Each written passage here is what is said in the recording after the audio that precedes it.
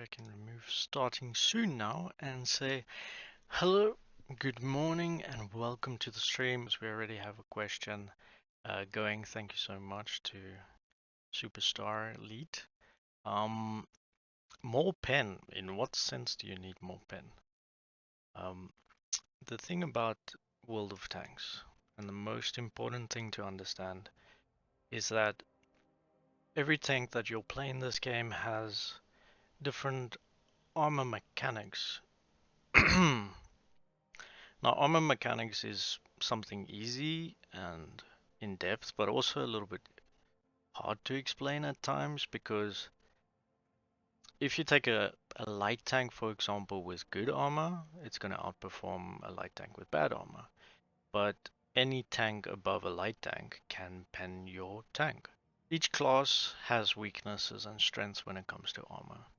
And the easiest way to pen tanks without relying on the ammo that gives you extra pen, which would be your gold ammo, but your average penetration, which is covered over here, 243, 230. Okay, so it's not really showing its minimums and maximums because that is an average of penetration. So let's say that you come against armor of 250.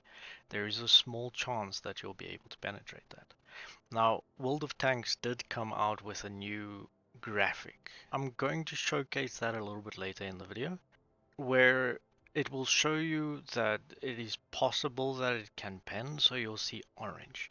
Now, orange is an RNG, but it's 0 to 100 chance or 1 to 100 chance of penetration. So there are situations where 240 pen can pen 5, sorry, I was about to say 500, 250 in the rare case that it rolls high. So how does roll work? Now, there are a couple good videos on YouTube already by World of Tanks themselves that does cover penetration, but the best way to explain it is if the armor is flat, I'm shooting straight into this direction. That tells me now that I am at, let's say for example 300 mil. So let's just take this tank, the SU-130. They've changed so much on the garage, I'm still getting used to it myself. So we can go to armor. So if I go straight forwards to the front of the tank, it shows me that I have 20 millimeter hull and pretty much anything can penetrate me. So one thing to understand, now this is a tank destroyer, its class is not really to bully other tanks. It's more to sit back and maintain control of the field, if you can put it that way. If you see something happening on that side that's pushing, pay attention to it.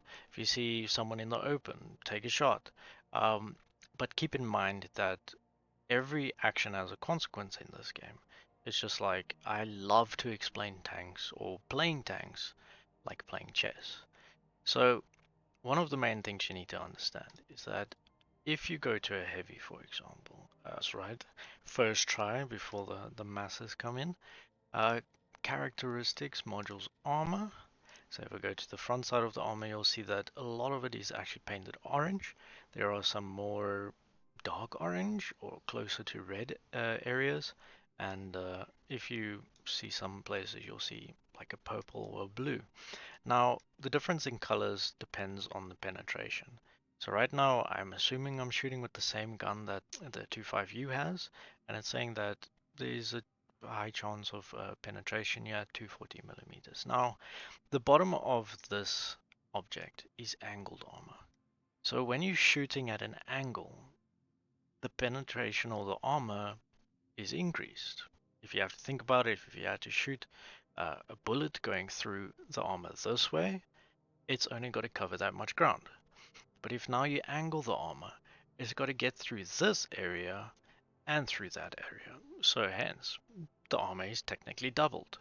So any angled armor that you shoot at will have a lower chance of penetrating. Hence why most of the Russian lines and some of the German lines are quite proficient on armor. So up here we have angled armor as well. So if you are shooting from the sides, it's very unlikely that you'll pen there. The rear is flat. So it flattens out through this area, even though it's sloped, it is a little bit more less angled, if I can put it that way. Then we have some sloped armor on the inside as well of these objects. So it's be careful when shooting the sights, but straight impact just above the tracks. See, there's only 100 millimeters. So if you really are looking for penetration when it comes to playing World of Tanks, the first thing to understand is how armor works. And I hope that answers the question. Alright, now if you really do just need more penetration, I would always recommend taking a look on Tomato.gg, Tanks.gg, or any of the sites that do help us as tankers, and take a look at which tanks have the highest penetration on standard shells. Now I can already tell you that it is the Jagdpanzer E100, but we do have a few more contentions, and that is one of the reasons why I did go for the Leopard as one of my first tech trees. Now, the Leo 1 is a fantastic tank. I cannot put it down how many games I've played in this tank where even if it was a loss, I still had so much fun driving it around, shooting at tanks, hardly ever missing, penetrating almost anything, unless it was a super heavy, perhaps a mouse or something like that, but I had to just make sure that I know where I put my shot. Now, with the World of Tanks update, this changes everything. You can now understand where to shoot without even having the knowledge that you had to accumulate over years of practice, which does make some of us upset, but at the same time, it does bring a lot of new players into the game to understand why they are bouncing their shots or they are not penetrating at all. So, for the purposes of this Tank Academy, I want to go all the way back to the first choice of joining this game and deciding that it is now time for me to choose a tech tree before I've ever even played this game. Now, it might be intimidating as a new player to, first of all, being shown a garage. And what do I do? There's special tanks in the background. Do I click on them? My environment is open world. Can I move there? And that's so cool. I wonder if that's all the tanks I own. Or is it the ones they're building? It looks like a construction. Sorry, I haven't taken a look at the garage. I played a little bit yesterday, but it was mainly to just try and figure out what was going on with all the tanks and making sure that all the ammo was in the right places. So, anyways, we're in the garage. What do we do first? Purchase this tank so that I can have a new player experience just like all of you will. Now, I'm going to recruit members. Now this is something so important to pay attention to in the game, because if you do not recruit members and you don't have any in your barracks, you cannot put any in your tank. Although there are ways around that where you can quick set up, and that will allow you to bring a crew member into recruitment, which you can then place them in your tank. Although there is a problem if your bunker or your barracks is full, then you will not be able to recruit a member.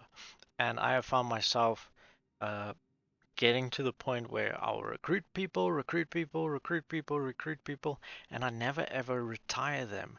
And that's what ends up happening when you sell your tank. Make sure you retire the crew if you're not going to use them again, so that you can free up space for your new crews. Now, as a newer, I wouldn't say super experienced tanker, but I did not understand how important it was to retire crews or to even keep them.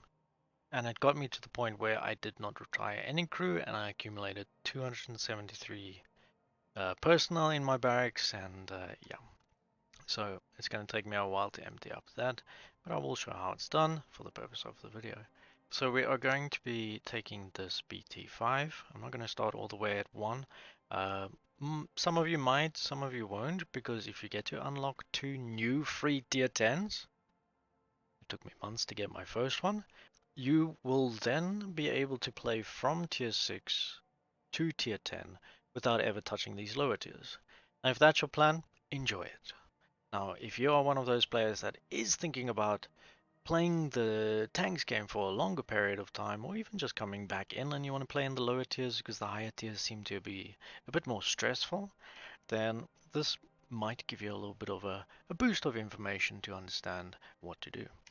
So I'm just going to, for intents purposes, not worried about garage slot because I do have enough for this, and have my loadout and consumables done. Maybe I'll take consumables up, but I'll keep the crew. Okay, so that we can go through the consumables together. Okay, so this should be the general interface that you're greeted with. You might have your missions on the right side and all of that, but we'll get back to that a little bit later. You've got your battle modes on the left, which is your main interface, which would take care of all the types of battles that you could possibly play in this. And if you want to get out of this screen, you just got to click back onto the garage. So, garage. Our next step is to understand we do have a store that is for the people that do want to take a look at a lot of the things you can buy with in-game currency and of course purchasable currency, but we'll get back to that at a later stage. We have our depot. This is where most of your items will be stored. This can include modules that you have previously purchased on tanks and you did not sell, your ammo and other equipment items. We have our missions. Now, your missions is generally your daily missions, which you can take a look at on the right side as well. They do passively show them, or they could also be your extra missions. Now, this is either on a premium side. I'm not too sure if there's a premium change now. I do need to take a look at the patch notes on that side, but this is where you can see some of the missions you need to take a look at, and some of them can be quite challenging, especially being in top 10s as a new player. But hopefully after watching this guide, you'll be able to understand a bit more about World of Tanks, where to begin, and how to carry on.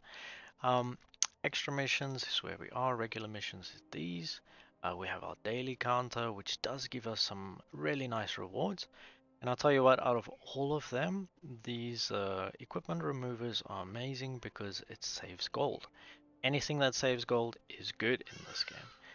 Going back to the garage, we then have our service record, which is basically your player profile. This shows pretty much everything you need to know about your tank, how long you've played it for, your own personal rating, and it does give quite a few stats like damage records, spotting records, and things like that. We then have our tech tree, which we will cover. I think it's not going to be a huge guide, it's just going to be a general guide. And then we have our barracks, which I was talking about earlier with our crew members.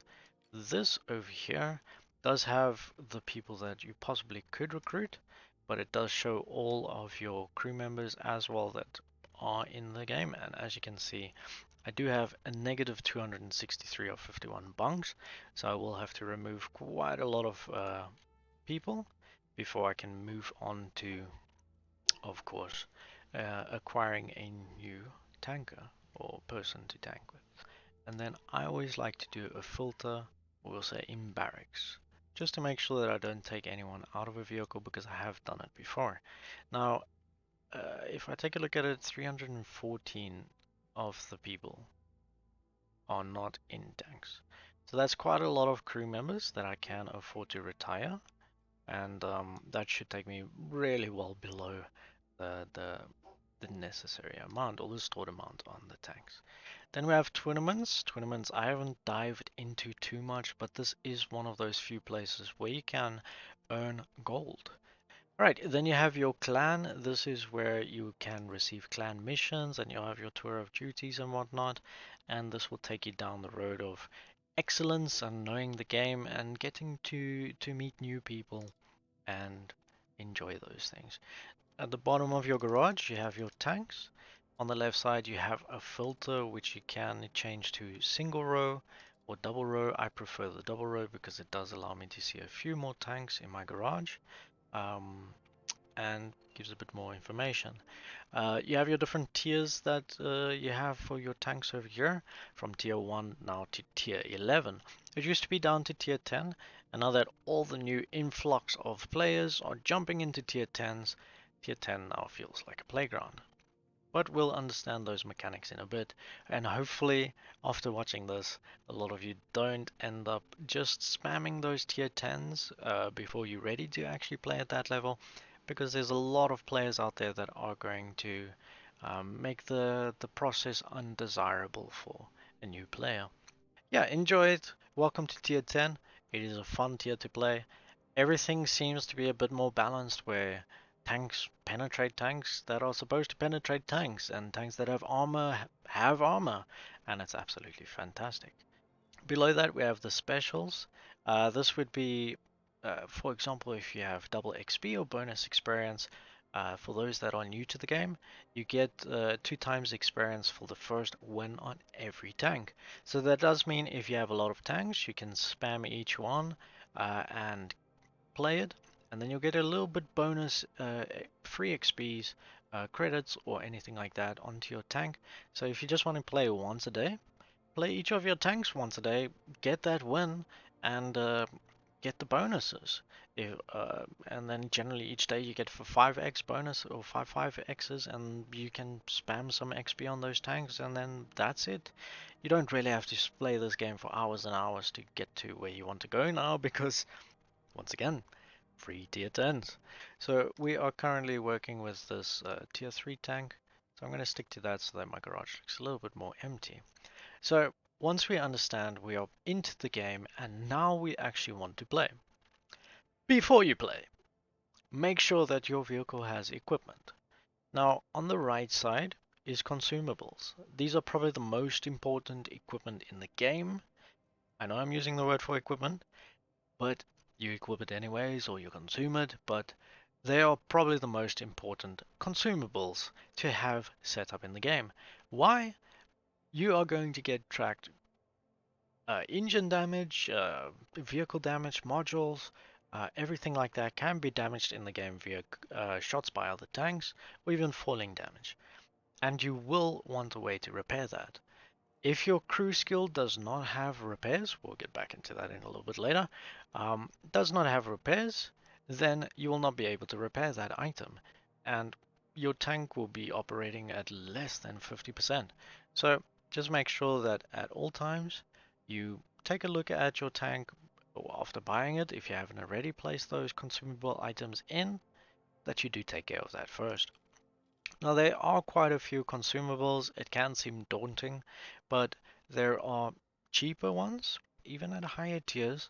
These are used the most, not only because they are fairly efficient, but they are affordable, especially for new players that do not have credit grinding tanks. Although you will be receiving a few premium tanks and things like that, and you can get a very nice premium tank from the bond store now. The main difference over here is that you have a 90-second cooldown on your 3000 credit consumable, and you have a 60-second cooldown on your 40,000 consumable. Now, 40,000 sounds a lot more than 3,000 if you add the math up between every single tank that you're going to play and every single vehicle that you might end up playing. I think it is important, quite important, to know that it's going to cost a lot using the large repair kits and whatnot. So first we have the repair kit, which will repair all modules, if we can put it that way. Um, you can repair 2 different modules or 3 different modules at the same time. So if you see that you got tracked, but it's only orange, I would recommend not using your repair kit because you can still drive around quite safely on orange. But if you bump something or fall damage, then it might break because the tracks are then weakened. Um, but yeah, it's not necessary to repair on orange. But if your vision system or your gun or something like that is taken out and it is orange, it is highly recommended to repair that because your gun being damaged can make you miss your shot. Uh, we'll take a look at dispersion at a little bit later stage. So everything you really need to know on this side is that this deals with repairing modules on your tank, this deals with repairing crew members on your tank, and this will take care of any fires on your tank. Now, fires do seem to be a bit of an issue in World of Tanks, and it's not the issue like, oh no, it's a bad thing. It's just, it is something that can take you from full to zero very quickly, depending on how much HP you have. Before you are set on fire can make a huge difference as well, but at the end of the day, it's really good to know that a fire can really affect how much fun you have in the game. So I would recommend taking manual fire extinguisher, automatic fire extinguisher if you're very slow at hitting that 5 key. This is generally where I put mine, or on the 6th key. Um, If you're too slow to hit it on fire, it will quickly put that fire out for you and you won't lose too much HP. So just be careful of that one. Okay, first aid kit, I was saying that it does repair crew members. The general idea is to really understand that if a crew member is taken out, your tank will perform significantly worse. Some crew members are more important than others. If your spotter is taken out, you will have less sight. If your commander is taken out, your whole crew kind of goes into shambles and they don't know what to do, but they are still operational. If your gunner gets taken out, you won't be able to shoot as well. If your loader gets taken out, you will load slower because somebody else has to take care of that job. If your driver gets taken out, you won't be able to drive as well, and turning will feel very sluggish and your speeds will not be at top end. So it is very important to make sure that you have that first aid kit to take care of those issues that your tankers can be taken on. Now there is something, and we'll talk about it later when we get to the roles of each crew member, that we can say, okay, well, if I have this, then I don't need to worry too much about first aid, and I can maybe take a premium consumable. And what do I mean by premium consumables? That is where we have quality fuel, excellent fuel, extra combat rations. This is different for every class and sometimes different for other tanks because of what it actually provides. And it's pluses to your tank. So we have quality fuel, excellent fuel, extra combat rations, which is crew efficiency improvement, and the other two would be to your engine power and traverse.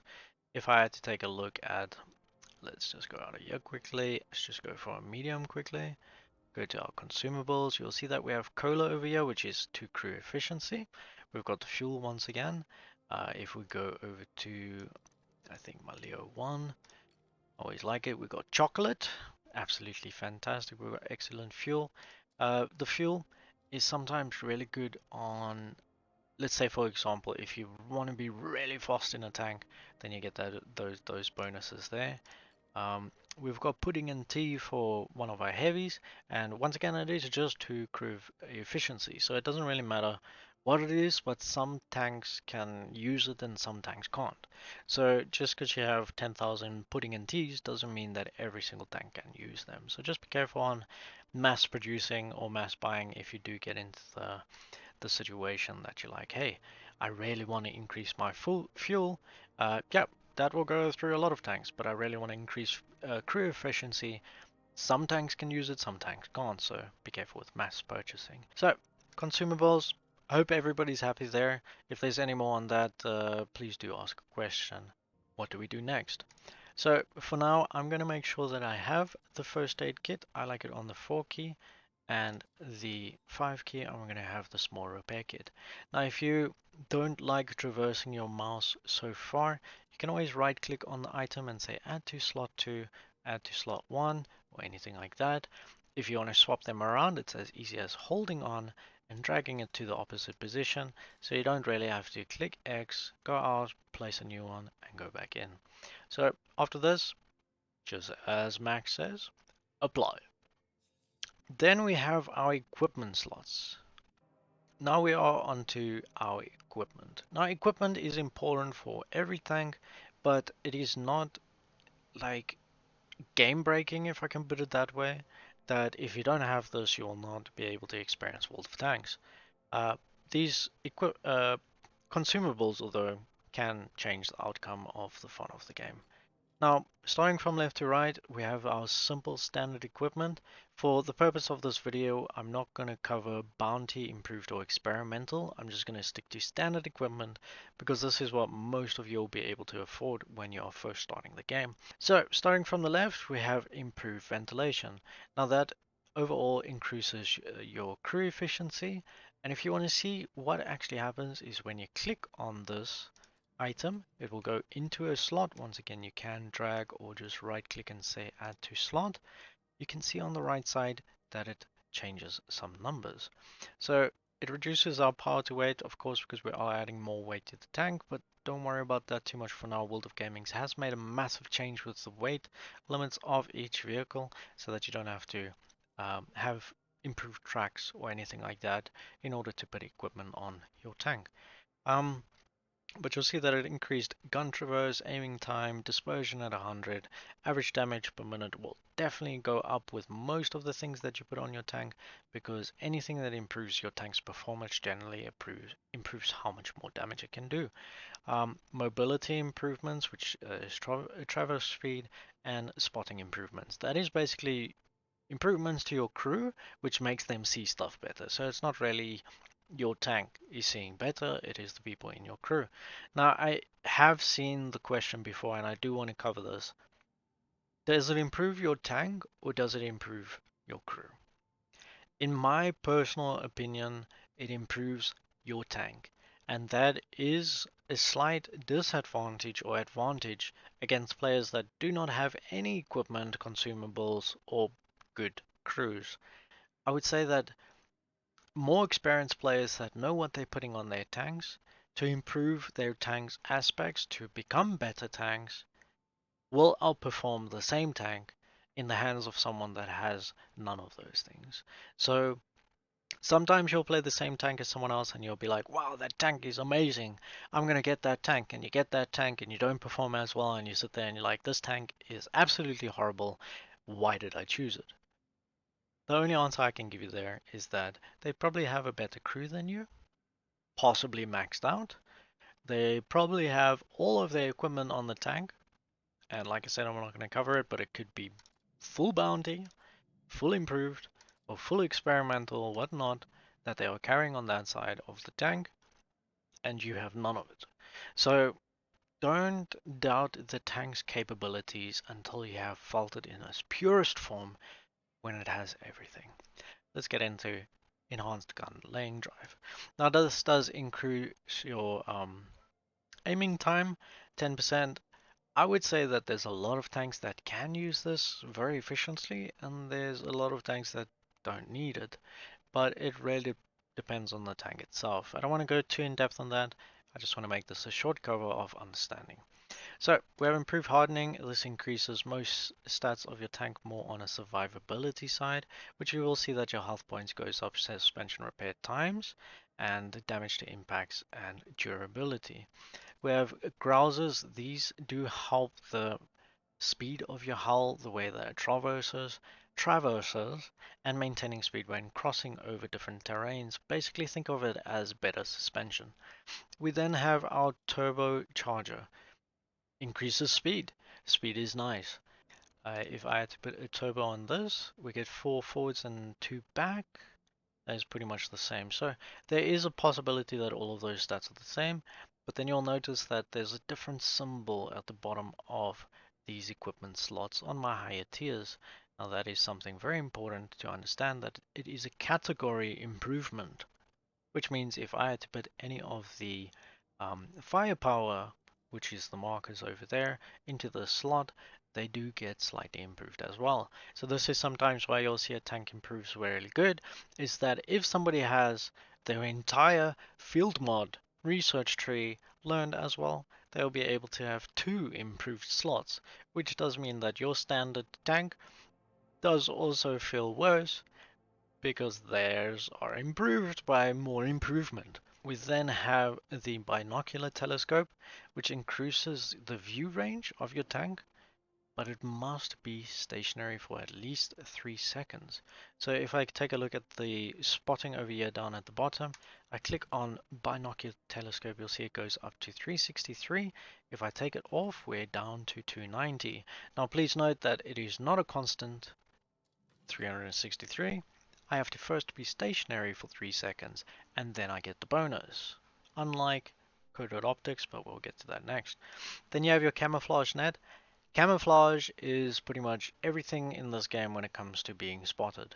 But concealment is a value that is very difficult to explain, and I would recommend taking a look at one of the World of Tanks official explanations on how spotting works in the game, because that is something that can really change the outcome of whether you're actually going to do good in the game or if you're not going to do good in the game, because being spotted is one of the most frustrating things you can deal with, especially when you don't know where you're getting spotted from, or who is spotting you, or what is shooting at you, and why can they see you and you cannot see them. Coded optics. Coded optics also increases the view range. You can see it goes up to 319, where we would get higher 363 with the telescopic, but this is a permanent stat, so you have a constant 319 view range, which is very nice on your, let's say, tank destroyers, more your sniper tanks, and a lot of the lights. Then you have concealment at low noise. This is increases stats to moving and stationary.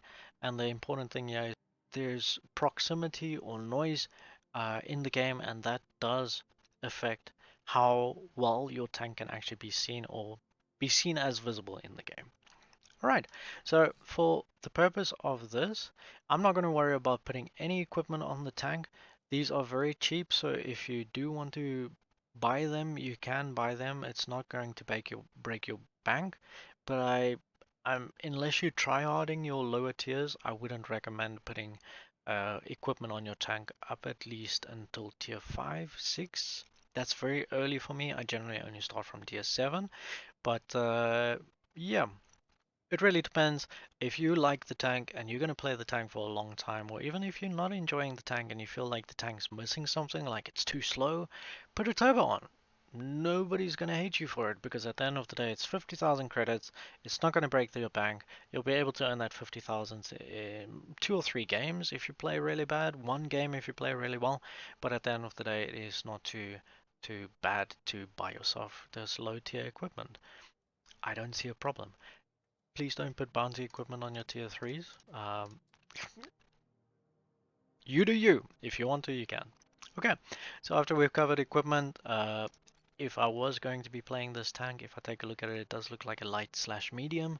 I would probably be running vents and turbo because there's no gun rammer here or vents and gun lane just to improve my aiming. I'm already going to be moving around quite quick and shooting quite fast, so I don't think I need to worry about Stupid, yo. stupid. I just gotta hop into the voice chat quick. Yo, yo, yo. Okay, so main thing here is that we just need to understand that adding this equipment does improve your tank, but you don't need to stress too much. Now, crew. This is probably the most important part of your tank besides the equipment and which ammo types you decide to use, your armor and everything like that, is understanding what to do with the crew. We have our crew members over here. There's only 3 in this particular tank, but each of them has 6 slots of learnable information. How do you get this? By playing the tank.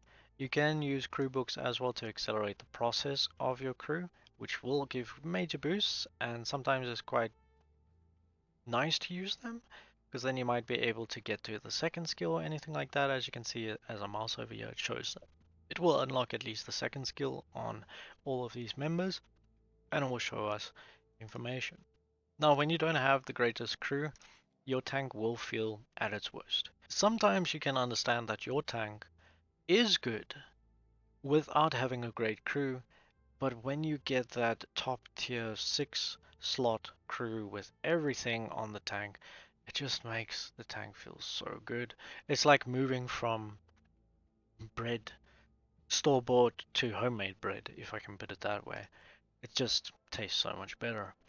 Right, so our crew over here on the left, the first skill generally on your mediums, I would recommend going for Brothers in Arms because it does increase the efficiency bonus. It's basically like putting a full, if we can see there it was 5%, it's like basically having improved ventilation for free on your whole tank. So even though this equipment mod does improve your whole crew can improve your tank anyway, so it doesn't really matter. But just remember, it is not compounded, it is additive, so it won't be 5 times 5%, it is 5 plus 5%. Please do correct me on that, because if it is doubled or accumulative, so 5% on your equipment slot, and then that 5% total is then 5% as well. If it's accumulative, please do let me know because I haven't been too sure on the balance on that. Earlier on, I was talking about something very important when I go back to the consumables. When one of your tankers gets taken out, you can use Mentor to help replace a mentor with a 65% effectiveness. So if one of your people does get taken out, your commander can take over their position with 65% effectiveness. What does that mean? That means that when your gunner is taken out, instead of losing your gunner completely and your driver having to take over gunner or your armorer to take over the gunning position, your commander can do that much better. Okay, so each of these things has its own benefits to the tank, but if you hover over it, sort of gives you an idea of what it will do for the tank. Now, once again, you'll see green numbers on the right side. If I click it and then go to the right, I'll be able to tell what it is. If you click it again, it will turn it off, and then you'll see your bonuses. But this really improves firepower completely on the tank all around, mobility, spotting, everything like that, just as the vents would do. But please note these values are if it is at 100% complete. Then we have repairs. Repairs increases the repair speed of your tank respectively. I'm not going to go too in depth with the rest. If you wanted me to cover them in more detail, I'll cover that as a question a little bit later. Then we have concealment. Once again, increases concealment of your tank. Recon increases your view range and damage penalties to your observation devices. So that could be when someone shoots you in your cupola, then there is a chance that it will not be fully damaged or destroyed or anything like that. So it's not too bad. So you'll see there in the little diagram that it does show you'll take a higher penalty to the one on the left than you would on the one on the right. Emergency after being shot increases a lot of your stacks. You'll see it change to orange numbers there. That's because it's conditional. You have to be shot at first or receive damage. Mentor, just covered that. Coordination increases your aiming speed by 12.5 seconds after being spotted. So that means that I think it possibly could be quite good for like a heavy if you again someone they spot you first, you get to aim quicker or anything like that. It possibly could be quite good. Then you have sound detection with artillery. Thank you for following, Mr. Blanket Tubby. Um, Welcome to the Stevie Boots crew. What's up? What's up? Uh, we have sound detection, which helps you to be able to see what happens with the artillery when it fires at you.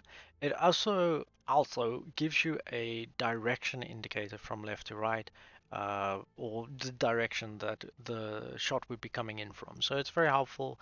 If you don't like artillery, take this, and you'll be able to troll them by dodging their shots effectively. Then we have practicality. This is one of the coolest um, things that you can put on your tank if you're not going to be using premium consumables, which is your advanced repair kits or even anything like that. It reduces by 15%, which does mean that that 90 does go down to I think about 75 seconds, but you can do the math on that. I'm not here to do math. I'm here to teach. All right. Once you have selected a perk, you have to train it. So let's say that if I'm on this one and I've done that, I click train, it will train that perk. But a nice little trick to get through your perks quite quickly is if you click onto your next commando or whatnot, you can train that perk and then you're immediately onto the next person without having to go click train next person. So I do use that for just a little bit of efficiency, but it's it's not going to eat your life. The game will. All right. So that's pretty much it on that. Now each commando or position or tanker in the tank, uh, crew member in the tank has different bonuses. So you'll see we don't just have repairs and concealment here and all of those things, the mentor, whatnot is strictly for your commander. There are some additional items. You have snapshot, dead eye, designated target, configuration, aiming time, and armorer. Snapshot decreases gun dispersion when you're rotating your turret. So let's say that you're in a tank destroyer or something like that and you're going to be moving your turret around a lot. The grill is a good example of this one. You want to make sure that you don't lose that aim. And that is very important for a lot of the tank destroyers. I wouldn't recommend it for a heavy because it doesn't really matter too much. Unless you're playing something like the Type 57 heavy, where you're going to quickly drive into position, aim your shot, shoot, and then drive out of position. Or any of the uh, mediums that want to quickly snap into position. So it's more of a medium skill than you would see it on your heavies, but it's debatable. You can use it on most tanks, and I think you would enjoy it. Then we have Deadeye. Deadeye is pretty cool. It increases the chance of critically damaging vehicle modules or crew members, and this can really set back another person. If you shoot someone and you take out their gunner, they have to kind of reload their shot while their shot has already been reloaded. Even if it's an ammo rack or if you shoot the gun or something like that, that person will not be able to shoot even though they have a shell in the gun. And that can be really effective in close combat or long combat situations where, let's say that you're trying to track someone and you shoot the tracks and it doesn't break. This gives that extra 3% chance that those tracks might break, or you set them on fire or something like that. Designated target. This is such an underrated skill. It is one of the coolest things in the game that you can probably put on your tank. What does this do? When fully trained, increases the time before enemy vehicle is no longer visible. So this means that you get to spot a tank for longer. Tank destroyers would love this. Now, enables the identification of damaged modules. That means you will be able to see if another person has something damaged. So let's say, for example, there you can see that their tracks are damaged and you shoot them and they repair their tracks. You know that they're not going to be able to use another repair kit for the next 90 seconds. So it really helps you understand what's wrong with their tank. If you see they ammo racked, you know that you can pop out more shots than they will be able to put into you. So there's really a large amount of uses that designated target can give your tank, and I think you should probably take that one into consideration. All right, then we have concentration, very straightforward. Decreases the gun dispersion of a stationary vehicle by 3.5%. So that means that once you stop, it's going to be going smaller, just a little bit more.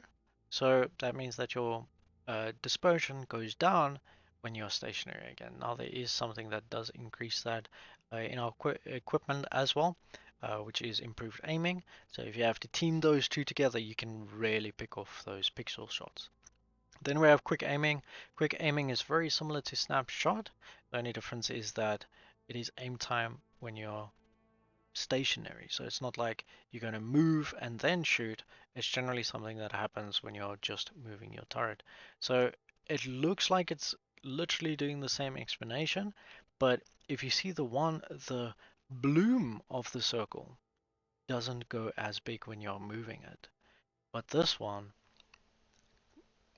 reduces back down faster. So that means that if you do snapshot and quick aiming together, you hardly lose any of your aim time, which is actually insane. All right, then we have Armorer, one of the strongest perks in the perk list. It increases your potential damage and penetration by 5%. That is one of the largest value increases in the game when it comes to damage, and it does decrease guns dispersion as well. So if you're not running Armorer, it is a very, very good perk to have on your loader. Alright, then we have our driver. I'm going to make sure I have brother's arms on all of them. Then we have our driver. We've got a few different ones over here. We've got clutch braking, smooth ride, off-road driving, reliable placement, controlled impact, and engineer. Now, each one of these improves the statistics of the mobility of your vehicle. So I'm going to go through them quite fast, but I'll try and keep the important details. How traverse speed, how fast your tank turns, and how fast it does move. So it does increase your um, in my head, it does increase your speed a little bit more, because let's say that you're going to drive in a straight line and then you decide to turn, you're not going to experience as much of a speed loss when you do start turning. Now it does show you that you can 360 a lot faster, so this is quite good for those locked turret tanks, especially if you only have that much turret range. If you want to make sure that you can follow that light that's about to flank you, clutch braking is very good for those tanks. You'll be able to keep up with them on the turn. Some tanks might not, so I would recommend taking clutch braking and turbo to deal with that. Then you have smooth ride. This reduces the dispersion once your vehicle is on movement. So if you had to imagine you have smooth ride going, you have your let me just go back this side. You have your snapshot and you have your quick aiming going all together. You can really see the difference that all of this would make to your tank compared to having a stock tank and playing the tank and being like, this tank's bad. It's not bad. You need a good crew. You need good equipment. You need great consumables to have the best tank. But for now, it's really important to understand that just because you see someone else played it with the tank well, does not mean you'll be able to perform the same without their improvements. Then we have off-road driving. This reduces speed loss when you're going over different types of terrain. So that means when you're going from land to water or over marsh or any muddy surfaces, you don't lose. There's not as big as of a movement penalty when you're going over those things. Um, yeah, so that's pretty much it. Reliable placement. This is mainly your HE. Um, this is when you're absorbing it. So let's say, for example, you're playing a medium or something like that, or a light, and you know most people are going to be shooting high explosive against you. This is a very good perk to have to make sure that you don't take the maximum damage that they could give you. If they're going to be shooting a 560 alpha, you're going to be bringing that way down all the way to about 450 or even 400. It could even possibly be lower if they low roll. So it's a very important skill to have on your lights and mediums or perk because it does help you survive a lot longer if they are just going to be shooting high explosives. All right, then we have controlled impact. Let me not forget. This also does reduce falling damage. So if you are one of those that likes to ride over rocks and, you know, ramp over things and fall off of buildings like I do, then this is definitely one of them for you. Then we have controlled impact. This increases ramming damage. It's very good for tanks that have good front end hull armor. Not too much for the ones that have front end turret armor, because sometimes the turret is not close enough to actually bump something. But it does help those tanks that want to be able to ram another tank. This is more for your big armor. Just remember, big armor means small armor can be damaged, to keep it simple. So if you're in a heavy tank and you ram a medium tank, which does have lower armor, you possibly can do a significant amount of damage by ramming into that vehicle. Higher speed, more damage. So we've got some Newton's laws going over there. Alright, what else does it do? It reduces ramming damage to your vehicle by 25%. That's very nice. And to your suspension. Now, there's a lot of times where I've rammed another vehicle, and what ends up happening that I damage my own suspension. So I ram them, I get stuck, and now I'm a sitting duck. I get shot by them, and I'm in a bad situation over there. All right, then we've got Engineer over here. Engineer increases your top forward and reverse damage and reduces the penalty to a damaged engine. Now this is quite nice because there's a lot of times you get your engine damaged and your speed goes from, let's say for example, 60 all the way down to a 30 kilometer, where this will only shave off about 15 kilometers or less and put you up to that about 45, 40, or even 35, just a little bit faster enough so that your engine being damaged doesn't actually matter that much. So overall, perks are important on tanks. Certain perks are better for other tanks. If you guys want me to cover that in more detail, I'll cover it a little bit later. But for now, is that when you are choosing perks for your tanker, it is best to go to a website. I would recommend Tomato GG or Tanks GG to know what perks to use for different types of tanks and tank classes. There are places that do show you, how can I say, uh, information on exactly what perk lines you should do for each tank class, and it does give you statistics as well as what tanks have been performing with what types of perks. So I would really recommend going those sites. I'll post links in the YouTube video, but on the chat side, um, for now, we're not going to worry too much about that. Okay, now you'll see that some of the members have additional perks. And then you'll see at the bottom here, we have bonus perks. Now, not every single crew member has bonus perks, but there are a lot of them that do. And these are quite nice because you get to train two perks at the same time. So in this case, because this tank only has 3 crew members, we need another skill to be able to at least be covered in the tank. So when you see bonus perk, and you know that your other tankers can just take on one thing, just make sure that you cover the same thing on all of them, but because it does make the bonus better, or it completes the bonus completely. Alright, then we have bonus perks. We've got situational awareness. You'll see that some of these were on our other units, but it's usually if your tank is missing a position. or yeah, your tank is missing a crew member. So you want to make sure that those things are covered. Now, situational awareness isn't bad to go for first. Generally, you would go for firefighting first, but if you know that you're going to be able to catch those firefighting 4 key presses or whatnot, sorry, 6 key, 7 key, whatever key it's on, uh, then you can go for situational awareness, which does increase your view range, which is quite nice. Then we have side by side, really underrated perk.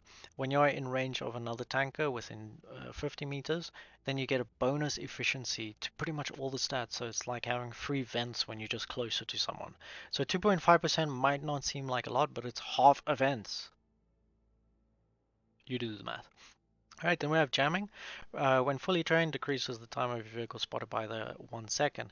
This is very nice for if let's say if you're a light tank or something and you get spotted and you want to quickly race away, get behind cover again. This is a very good perk to have.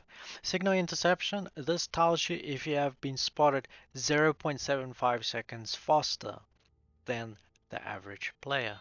This does make sure that you have a slight advantage over other tankers that are sitting there and saying, hey, I can't, why am I spotted? You'll be able to know you spotted much quicker than any other tanker in the game, the whole game. All right, communication expert. What does this do? It increases crew efficiency by 2.5% if the amount of damage you assist exceeds your vehicle's initial hit points. Now, this is a lot more better on your SPGs, your artillery, and your light tanks. I think it probably could work well on mediums too, but increases by condition.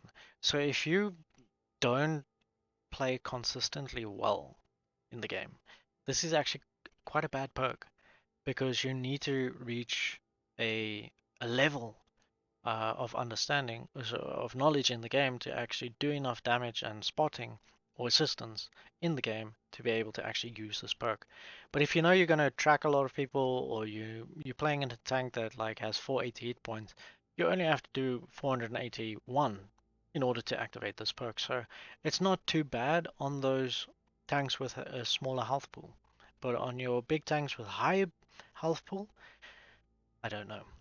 Maybe it's not going to work too well because if you have 3000 hit points, you have to do 3000 assistance or damage in order to activate that perk. Once again, firefighting does show up here, and it is a very important one to go for if you are new to the game, because it does extinguish it a little bit faster by 80%, which is fantastic. I'm going to go for situational awareness just because, and on this guy over here, let's see what do we have. So we have a lot of the other perks that you would have on your gunner generally, but these are like bonus ones. So if I wasn't able to, let's just go back here quickly. If I wasn't able to get intuition on my loader or something like that, at least I'm able to uh, get intuition or something on this side, or even ammo tuning and things like that. So ammo tuning is something that is very similar to, let's just go back here, to Armorer. It is very important to know that this does increase the damages of your tank. Yeah, so let's go over here. We've got Adrenaline Rush, Safe Storage, Intuition, Perfect Charge, Close Combat, and Ammo Tuning. Starting from the top left, Adrenaline Rush, once again it's conditional. Decreases gun loading if your HP is lower than 25%. So when you get into the situation that you're going to be doing quick trades at low HP, this is really helpful, especially if you know you just want to pick a corner quickly, you're going to get shot, it takes your hit points down by 25%, then you get yourself into the situation that I can quickly reload before that other player reloads and then take another shot. Don't do this against magazine tanks. They will outshoot you 9 times out of 10 if your reload is not less than 4 seconds. It does have a magazine, but it has a 6 second or 8 second interim, so that's a little bit different to some of the magazines that have a 2 second interim where they're going to pump out quite a lot of damage within 4 seconds. So by the time you've reloaded, you're dead.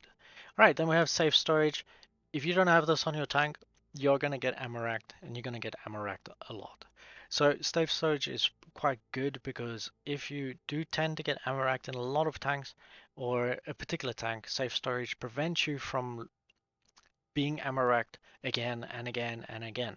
Now, I've been in situations, and I did have a stream, I think it was in March, where the whole day from start of stream till the end of stream, I got ammo racked every second game. And that was, I think, in the Juto.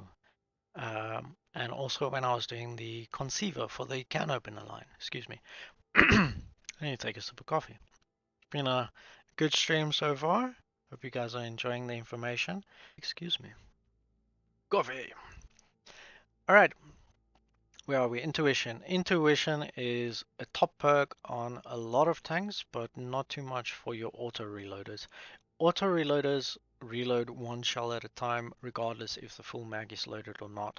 So when you are using Intuition, I would not recommend taking this on a magazine auto reloading tank. But on your general tanks, if you know you're going to be swapping through ammo types, especially if you have good pen on your HE, which is your high explosive, or your secondary ammos, and if you want to switch back to a different ammo type, this is very good for switching between ammos. But please take note, it will only reload faster if there is already a round in the gun.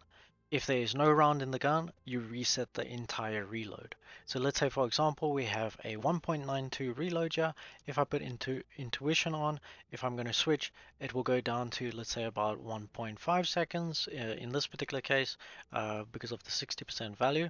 It's just more than half. So we go down to that 0.8 seconds reload, or switching ammo types instead of having to do the full 2 seconds. Now on tanks that have much higher reloads and they have magazines, they can take their reload down from 36 seconds if they want to quickly do a intuition change. That can go from 36 all the way down to 12. So it is really good for those tanks that have higher reloads that you want to quickly change shells between. Right, then we have perfect charge. This increases shell velocity by 10%, and this is minimum. So let's say, for example, you're shooting at, let's just see, a firepower. We can't really tell our shell velocity over here, but let's say that we're going from 1,000 velocity, it's going to add 10%, which goes to 1,100 meters per second. So you really will feel the difference when you're shooting at a tank.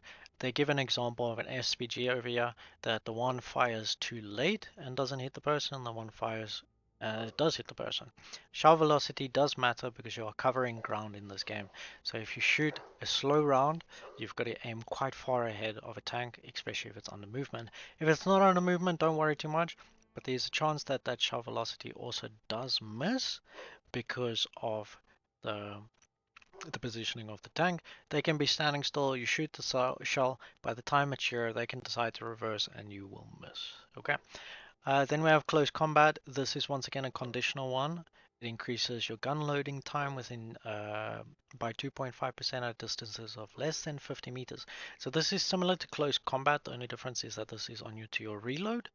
Sorry, similar to emergency, but this is more for your reload when you're close to someone so that you can shoot them a lot quicker. So this is quite good for the lights or maybe some of your mediums that have a shorter reload and your attacking mediums. Okay, it can be good for the heavies as well. I think it actually might be quite good for the heavies because you're mostly close combat there. Alright, then you have your ammo tuning. This once again also increases your minimum damage and minimum penetration. You could technically run ammo tuning and perfect charge because your crew can handle 6 perks. So you can see how much your crew actually matters when it comes to having a great tank. If you're getting a tier 10 for the first time and you only have the first perk unlocked on those tanks, you're not going to have the greatest tier 10 experience that you possibly could have on that tank. Okay, so we've pretty much covered most of the crew that we can on this. Because I am running a medium, I'm going to probably just take, let's do perfect charge, just to increase our shell velocity a bit, because at low tiers your shell velocity is quite bad. To the garage. Okay, so we've set our tank up. What now? Ammo. Do not forget to put ammo on your tank or you will go into battle without ammunition. I have done this before. I've gone into battle without consumables either. And I'll tell you what, it is not a great experience. So please do remember to do your ammunition. Now, it is very unlikely that you'll shoot out 162 shots or in a battle. I do recommend halving that amount, especially on the lower tiers. And then you have your AP Composite Rigid, which does improve your penetration. It does not increase your damage, but your penetration goes up. Theoretically, more penetration equals more damage, so that's why a lot of people end up spamming the gold ammo. I will always take this in situations that or let's say for example, I meet a heavy tank for some reason in a tier 3 game, a tier 4 heavy. There's a chance that I won't be able to pen them, so it is good to take a little bit of this ammo. Try not to overspend because it is quite a big difference between the two ammo types of 14 credits for the regular ammo and 800 credits for the more penetrating ammo. Then we have our high explosive ammo. There are other tanks that have a different type of ammo called Heat, high explosive anti-tank, and then there's HESH, high explosive something heavy. But high explosive does more alpha than your standard ammo, alpha being the average damage of the tank or the round, but it has less penetration. How much more less? Sometimes 90% less, sometimes 50% less, sometimes 10% less. But the main thing is that it does a higher amount of damage at the cost of penetration. This you'll rarely ever use um, against the front of a tank, but definitely, if you get to the back of a tank and you're able to shoot high explosive and you have good pen, do it. It is big amount of damage. Uh, it's unavoidable. But the main thing is to understand that when you are shooting this explosive, it penetrates and it does damage. So where it hits is what matters the most. So if you're shooting it at the back of a tank that has the lowest amount of armor on any vehicle, there's a high chance that you penetrate and do a decent amount of damage, even if you don't pen them completely. So it's important to know that this ammo type is useful, but in lower tiers, if that's all you're going to spam, it's quite cool, but it's low chance that you're going to pen. You might do 1 or 2 damage, but I wouldn't suggest spamming that. Stick to the regular ammo or the standard ammo, and then maybe a little bit of gold to take care of maybe higher tiers, higher tier tanks or higher class tanks, and some of your other tankers that you'll meet on the battlefield, you'll see that you're not penning them or not seeing any penetration indicators, especially with the paint model that they have now introduced. So don't worry too much about that, but you will see that the more pen will help in those situations. So I'm going to apply, take my 85 ammo in, not that I'm going to use all that much, and then now I am finally ready to play. Am I though?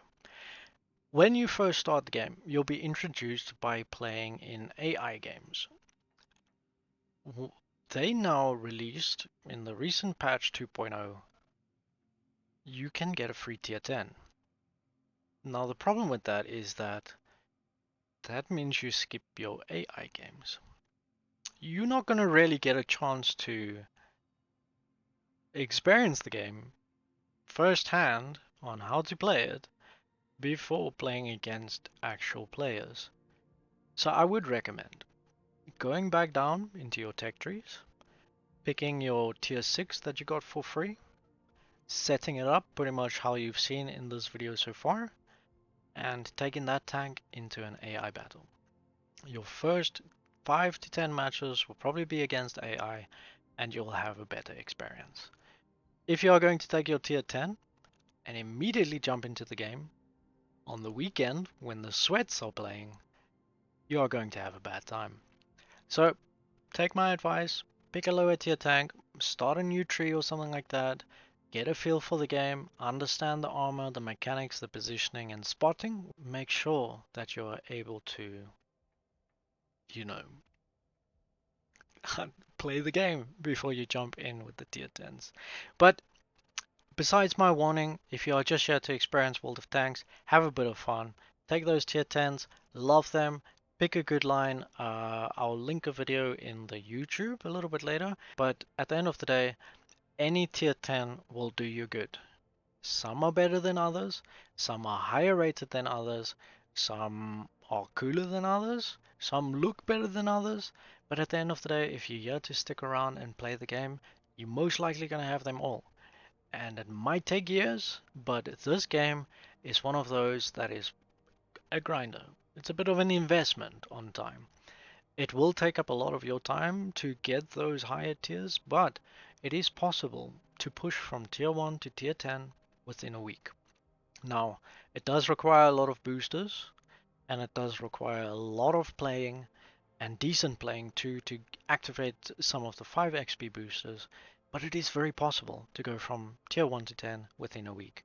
So for those new players that are jumping in and you're like, I'm going to unlock 2 tier 10s and then I've got my tier 10s, what do I do now? Start a new line. Experience what it's like to be a World of Tanks player and go through the tiers from tier 1 to tier 10. There is not a more humbling experience than grinding for a tank. And to understand that I did this, I got from year to year, and I made sure that I understood my class. When you pick a class like light, you go from tier 1 light to tier 10 light, and it is a phenomenal experience to understand that class, that tank throughout all the tiers, and through along the journey you get to understand the maps better too. Now, a piece of advice I would give to newer players when it comes to grinding is try not to think about the grind. Try to focus on improving your play. There's going to be a lot of times where it's going to be stressful. This game is very unforgiving to people that don't understand mechanics, especially on spotting and armor. I always come back to those things because this game can troll you so hard that it will make you want to quit the first time you play it. But there is good in that. It puts you in a situation of, do I really want to play this game? And, well, we probably should understand every game has its pros and cons. This game's pro is you get to play tanks and shoot other tanks and watch stuff explode and big damage. But it doesn't happen all the time. There are very rare occasions where you're playing your favorite tank and you will have a glorious battle. But isn't that what we play games for? That one particular high that puts us on a so high that we're sitting there and going, that was a good game. I want to experience that again. I want to be able to perform that well every game. And that's something that I've got to be honest with you is very difficult to achieve in World of Tanks. Because of the consistency of whether it's matchmaking or anything like that during the game, you'll find yourself questioning whether I can reach those peaks again. And yes, you can. It takes practice. It takes a little bit of dedication and a little bit of study. And that's where I hope this video helps you understand that World of Tanks is brutal. But not so brutal that you won't have a good game.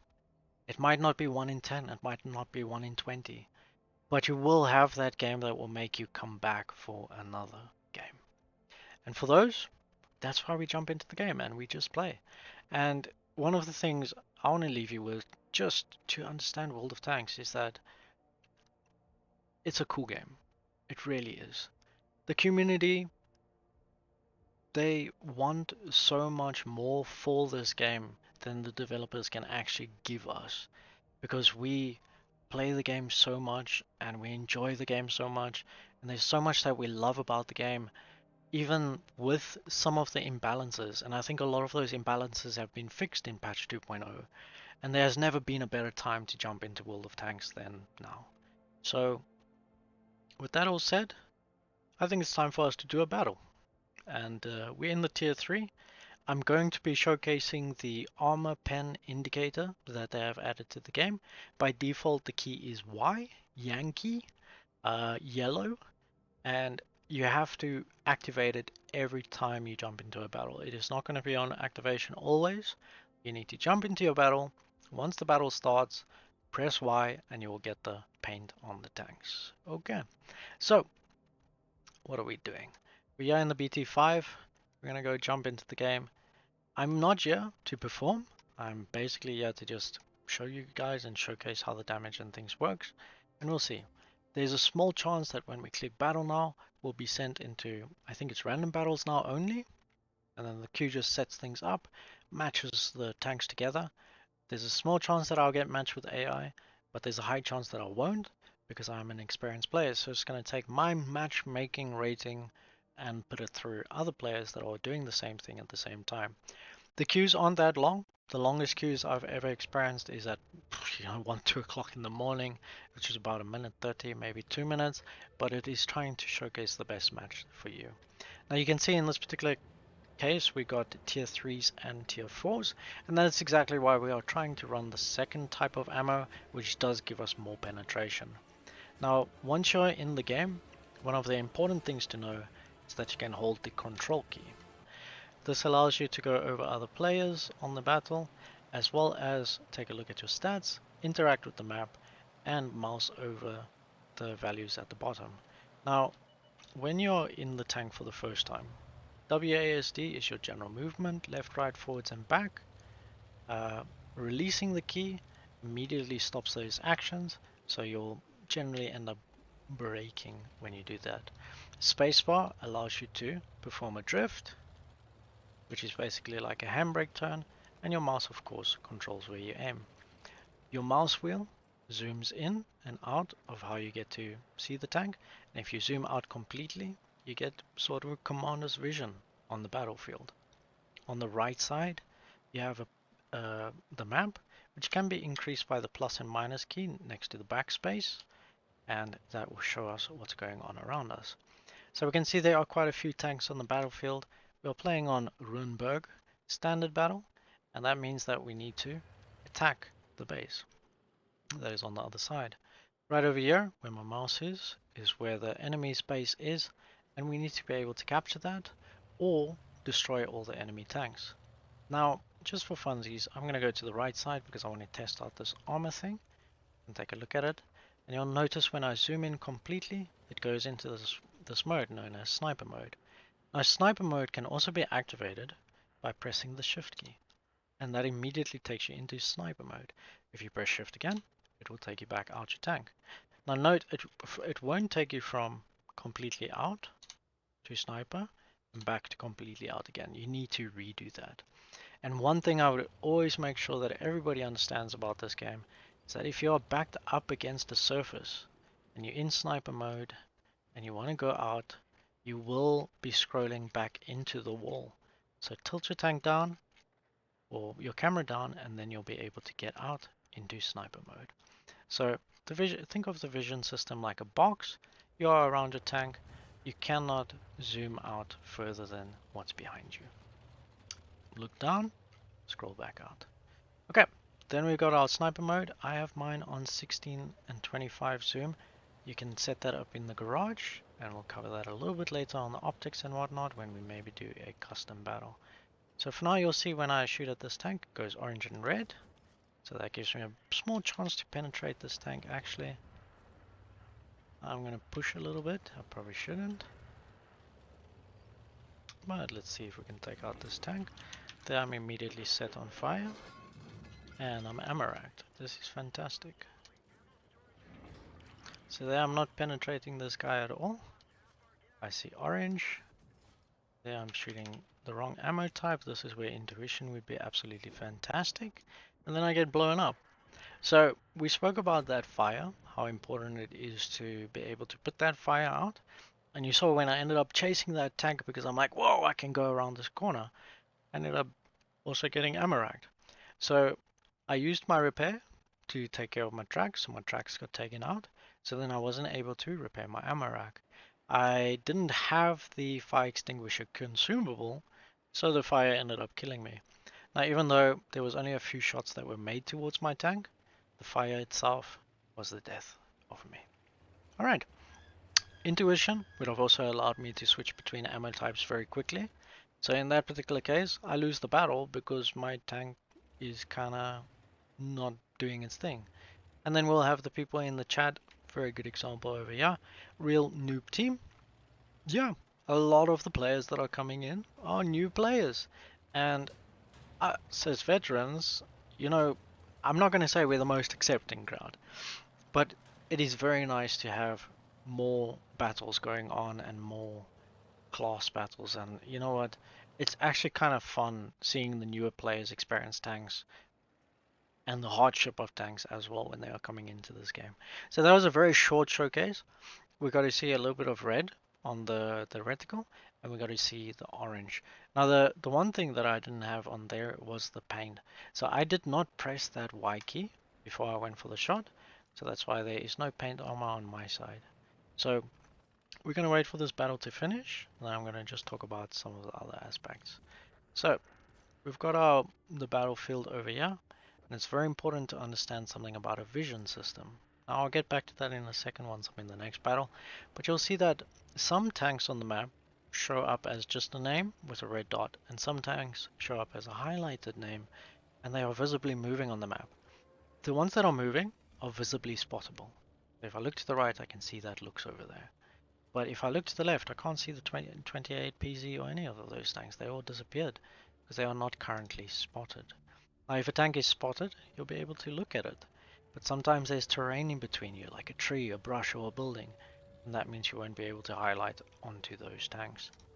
If we go to the Stug over here, we'll see that the tanks that were spotted here on the capture circle are no longer spottable, and now they're finally spottable. And then you'll see if I mouse over the tank highlights, very important setting to have set up to make sure that you can tell what is covered on the tank and what is not. Right now we can't see too clearly because of the distance over here, but you'll see that some of the tanks have outlines on them that are a little bit darker than others. This T28 is going to push. He's taking quite a bit of damage, and ooh, very well played. Stuckby, you're gonna carry us. Ooh. Would have been nice if he didn't race up to him because he had a very good position to just sit and shoot him from. But at the end of the day, you know what? It's new players. We can't expect the greatness from them. Alright, you will have those great games. They will come. We have another tank over here. This is more of like a tank destroyer type class. You'll see that the different classes are depicted by the shapes. We have that sort of triangle diamond over there. And then we have the actual diamonds for the lights. And then other lights. You'll see the two lines with that Matilda when it does show up again. Is one of the medium class tanks. Any ones with three lines are the heavies, and then the rectangles are the artillery or tank destroyers. The team is now trying to push to gather vision on the Matilda, and once they're able to do that, then the people will be able to shoot that tank. And once the tank's out of the game, you'll see that it's currently 11 to 11, which means both sides have killed 11 tankers. Now 12-11. The last three on the enemy team are there to defend the base, or to either try and capture. Now in a 4v3 situation, it seems like it's very daunting to even try. But I tell you what, these are the best games to actually play out. If you play this game finished, and you win or lose, you will learn way more than just quickly exiting back to garage and seeing what happens. Now by me watching this battle alone, I get to see how the other players play the tanks that I might eventually get. And that gives me a little bit of a showcase without having to quickly open up YouTube, say blah blah blah, this tank, how does it look, how does it shoot. I can look at the other tanks and be like, wow, that's cool, I like the green on it, a little bit of dents and stuff. Okay, Master Ace on that guy over there. He's a bit of a scary tanker to go up against. And that Master Ace that we saw was the big M on the front of his tank. And hopefully he's able to penetrate there. Now you see it says no armor hit. Now it's very important to understand that on tanks as well, there's this thing called spaced armor. And the way that spaced armor works is that if you're shooting a particular round type, it will first explode on that and then hit the tank. So sometimes it does not penetrate the vehicle at all.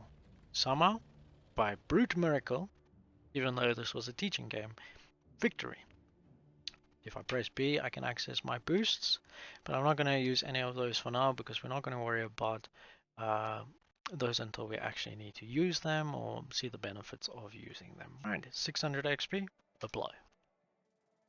Now what do I do with this extra 1000 XP that I have gained on the tank? I can take a look at the tree by right clicking on the tank, going to research, and then I'm able to finally look at the tank and all of its modules. Standard modules would be the basic things that the tank is starting with.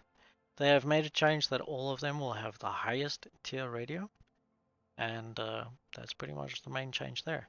Now, the engine and tracks are still available to research on the tanks, but it's important to understand that you don't have to research these items to be able to move on to your next tech tree. So, when it comes to deciding which tech tree to go to, it is very important to understand which tank you're actually trying to go for, especially when a tech tree like this splits into two. How do we solve this? I would recommend going back to the garage, make it easy for yourself, go to the tech tree, make sure that if you are going on this particular line, you follow the line it goes to, and you select the tank this way.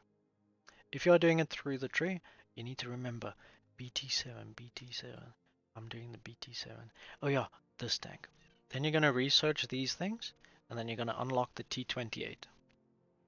It happens more often than not that you're like, I can't remember which one. It's probably this one, and that's the one you're going to go and unlock. But fortunately enough, I've already unlocked that one, so I'm not going to make the confusion. I'm just going to go straight for the tank that I have not unlocked yet and continue that line. So can I get this researched? Yes, I can by using some of my free experience as well. If we take a look at our battle report after the game, financial report, we'll see that earned for battle, we've got 133 experience, but because we're on premium at the moment, which is just the time they gave to us, which is absolutely fantastic, it almost doubles, which goes to 200. I got 7 free experience, which accumulates to 11. But then we got the award for the first day, so it's times 2, so we get plus times 2. Manageable XP bonus plus 3, blah blah blah, ends up being 55 and 1,000. So we are getting some very nice bonuses just by being back into the game, and with this 2.0 they gave a lot of crew XP bonuses, especially on that side. Now, it doesn't really state where how much crew XP you got over here, but the easiest way is to just take a look at your crew themselves. So that is probably something that could be there.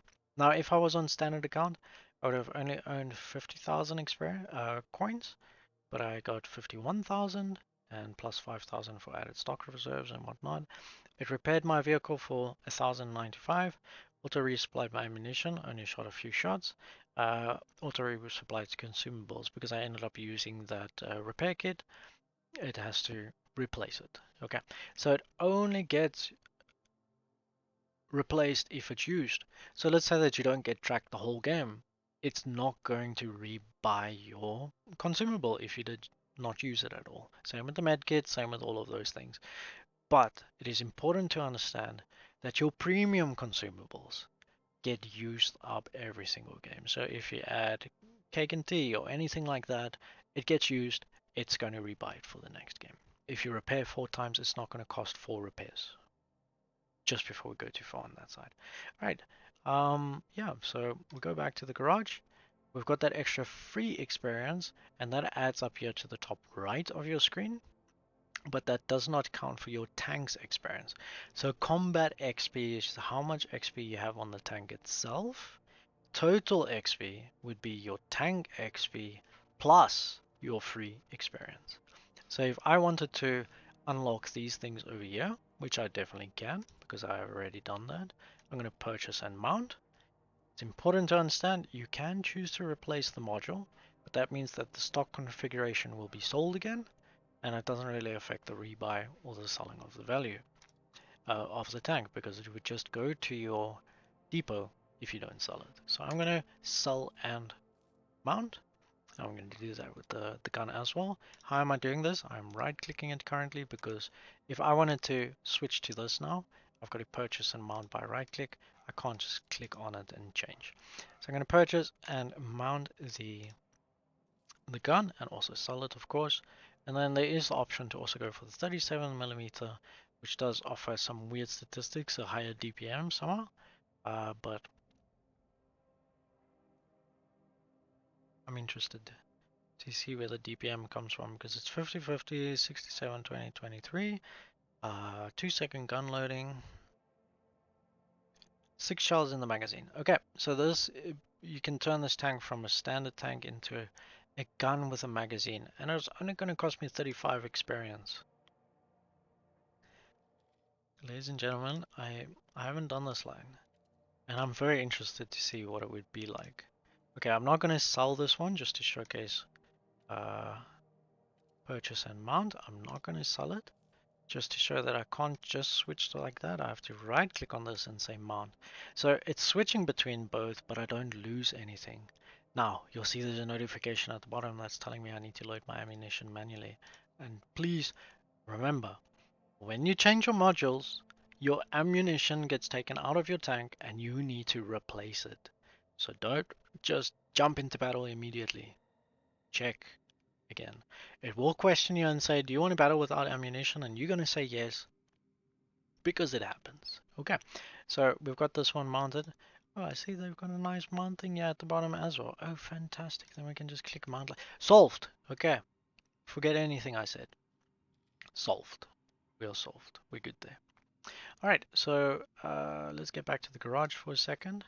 We've got our new mounted gun, but then we have to redo our ammunition. So same thing, I'm going to half that, put about a little bit less than that. Yeah, we'll do 18 maybe. Keep our 6, and then we have our tank set up. Now, one thing I did not cover, especially on a concealment side, was the camo of the tank. Now, if you want to change the way that your tank looks, whether it's color painting or anything like that, some things cost silver and some things cost gold. Click the paint icon, and then you'll see at the bottom here, under 2D styles, you'll have all of your paints available. When you're first starting, you will only have the purchasable ones by gold, or you will have the rental one, which is for 75,000 credits. Now, it's a no-brainer. Just go for this one. They look pretty dope.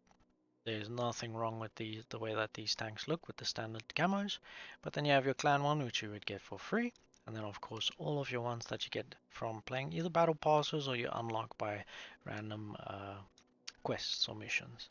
I'm going to go with Palm Forest because it does look like a forest type of tank. And we'll click apply. 3D attachments, all of that, I'm not going to go through that now. It's not really important to the play of the game. Alright, now something I have not gone through yet, and this is something important to pay attention to, because I see there's a lot of people that get quite far through either their missions or their battle passes, or they play a lot without really earning anything. Now please make sure you pay attention to the right side of the screen, where you'll see you have your battle pass. You can choose any one of the chapters that are available. Let's just go over here, and then you pick any one, you go into it. I think I went for the IS-7 first, yeah, and then you say activate chapter at the bottom. Let me just go back to this one so that we can see it. We'll say activate chapter, and once that activates, then you can start unlocking rewards. Now, Wargaming was generous enough to give us 2,500 gold, which is exactly enough to activate the premium side or the improved pass of one of these.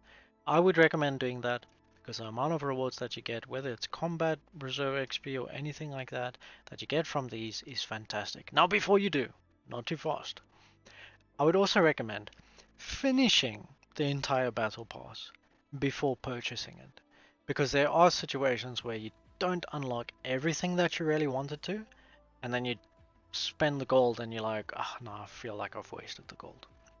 Throughout the battle pass, you'll also earn a little bit of gold back, but I wouldn't say it's enough to reactivate another pass.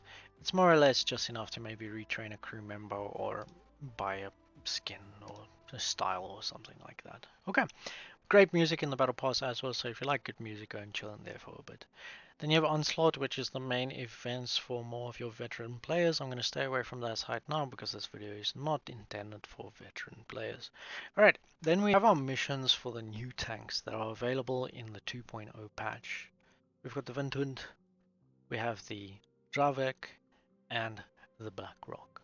These tanks can be achieved throughout playing the game by completing a simple set of missions, and you can also get tokens by doing your dailies and by just generally playing the game. So you don't have to sit there waiting for the next unlockable item by only finishing the missions. You can also do your dailies and by just generally playing. So it's important to understand, just go through this, play the game, complete the missions, and you get yourself a free tier 8 tank. Now, the cool thing about it is you do get crew members out as well. decals, you get a award like a badge or something like that, and then you also get some really amazing stuff for completing all of the additional items. Looks like we get some 3D attachments or some 3D styles, which is pretty cool, and some more bonuses. But once finishing them all, you get a full year of premium. For anybody that's joining the game, premium is what makes the game bearable. So if you're able to finish all of those missions and get that, you are sorted for an entire year. Back to the garage. So I would recommend activating those. I can't really show the activation now unless I start a new account, but that's pretty much it. Now, our campaigns, there we go, fantastic. So we've got the new one that has been activated, or we can resume our old campaign, which is on the left side, which can unlock you some of the other tanks too. I'm still stuck on the stock 5 because I've been refusing to play artillery for the longest time, but I am eventually going to finish it. You can see I've done now 10 out of 15. I do want to finish that at some point. But these are also really good missions to go through because they do give you a lot of credits and some small other rewards that are really beneficial to the grind through the game, or whether just to play and have extra stuff. Okay, so we're going to get into the battle again. One of the main things we want to finish off showcasing just for the new play experience is the final idea of armor. Now, I think it's best to battle, but I need to somehow remind myself. I need to remind myself to turn this armor thing on. So, I'm going to drink myself one of the most powerful drinks in the world, chocolate milk. Love this shit. Love it.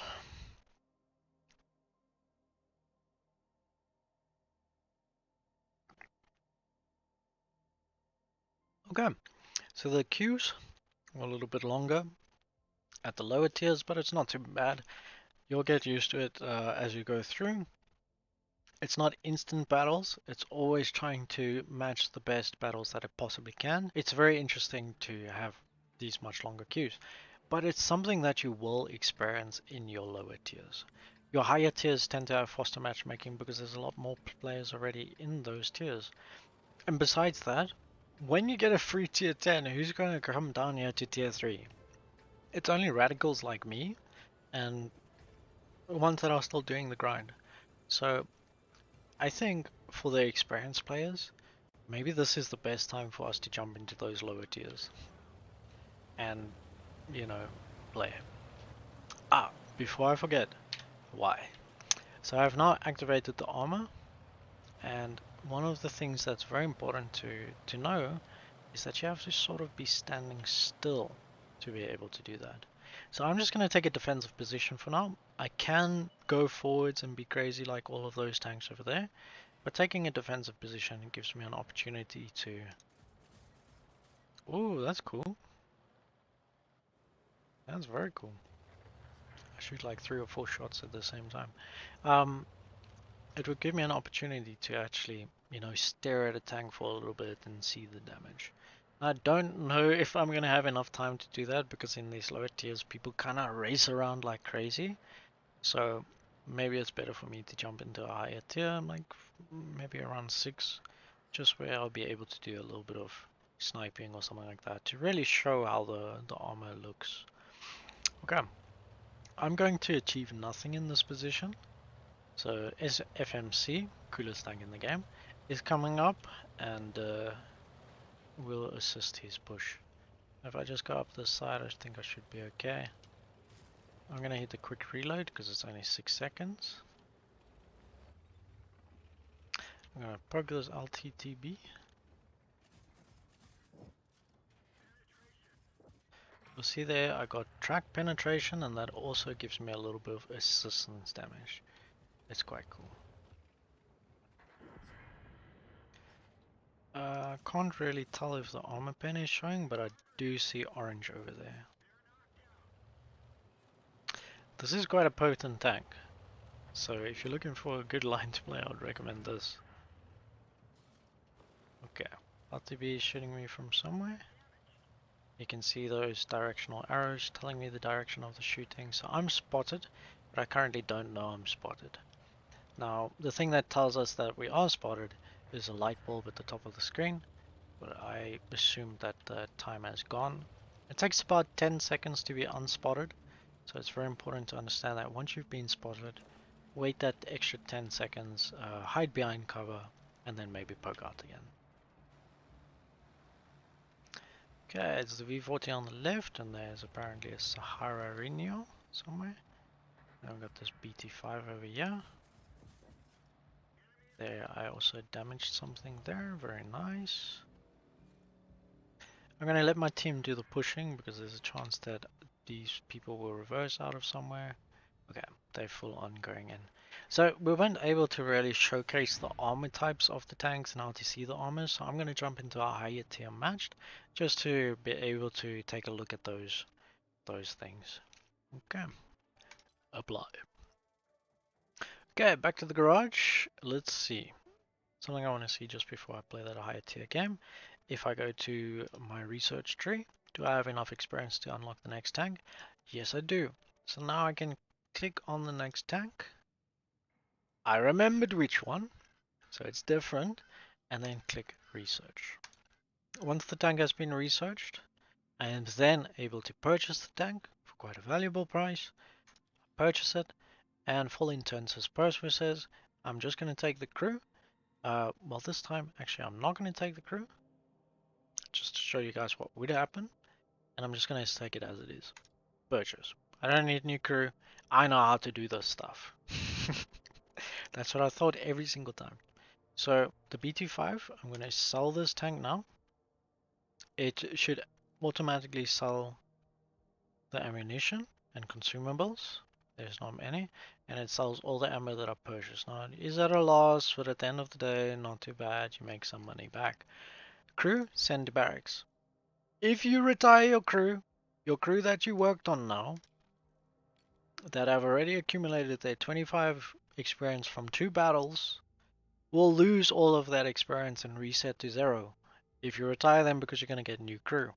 So it's really up to you whether you want to drag your crew all the way from tier 1 all the way up to tier 10, slowly accumulating a better crew as you go up through the tiers, or to have a brand new crew in every new tank. Now, on my side, I don't really have the time to grind a new crew every single time I'm in a new tank. So I prefer to transfer the crew. One thing that is very important to take note of, when you transfer crew from one tank to another, it will cost 200 gold to reset or to retrain them for the tank if, and it's conditional, if the first skill is completely learned. So while it's still at 25%, transferring the crew is free. Take advantage of that for as long as you can so that you can at least have one good skill on your tank right through your playthrough to tier 10. Once you get to 2 skills, it's going to cost either 20,000 gold. No, if it costs 20,000 gold, I would quit. 20,000 credits to research at 60%. Let's just take a look at it quickly. I'm going to sell this crew, sorry, the tank. I'm going to keep the crew, so I'm going to send them to barracks. I've done that, that's why I've accumulated so many members and I can't accumulate anymore. 33,611, there we go, sell. Now, I'm firstly going to deal with the commanders, then I'll do the equipment, and then I'll take a look at consumables. So that vehicle is now sold. Let's filter now to tier 4. We're moving up. Okay, so let's go to our crew. Now, how do we get our crew back? Now, if you remember, it was the BT5. So we go to the light tank that we have here now. We look for our BT5 tank crew member, and we place him into the tank. Click on the next one, find your BT5 crew member, find your next one, find your BT5 crew member. So now all of our crew members at least have the first skill a little bit researched. But now they're not trained for this vehicle, so this is where we need to retrain. Retrain, like I said, it's free before 100% is research. So very important to keep track of that, because once you have 2 crew skills, it's then going to cost 200 gold to retrain your crew.